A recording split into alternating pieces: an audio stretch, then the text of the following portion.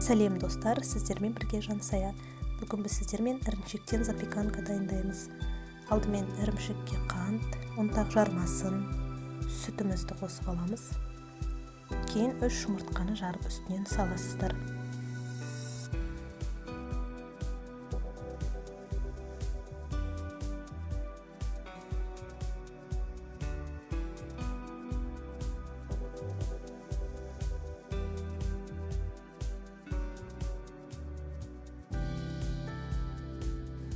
Дайын болған массамызды блендермен жақсылап бір келкі болғанша езіп аласыздар.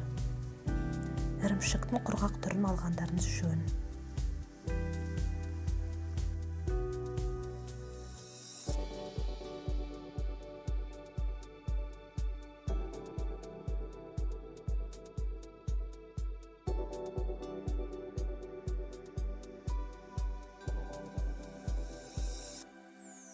Дайын болған массаның үстіне жарты ас қасық ас содасын уксуспен ерітіп аласыздар.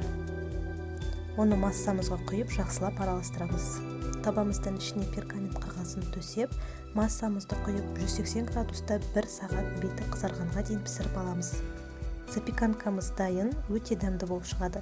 Менде диаметрі үлкен болғандықтан биіктігі шамалы аласа болды. Керек заттардың барлығы видеоның астында описание бөлімінде жазылып тұрады. Сіздерге дайындауға кеңес беремін. Ас болсын.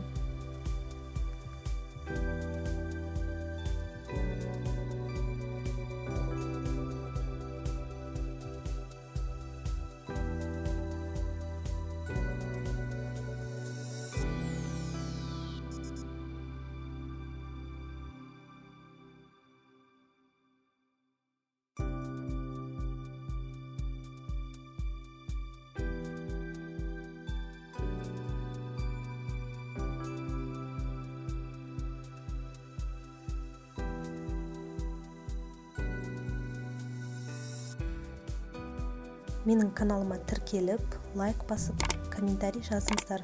Мен үшін ол өте маңызды.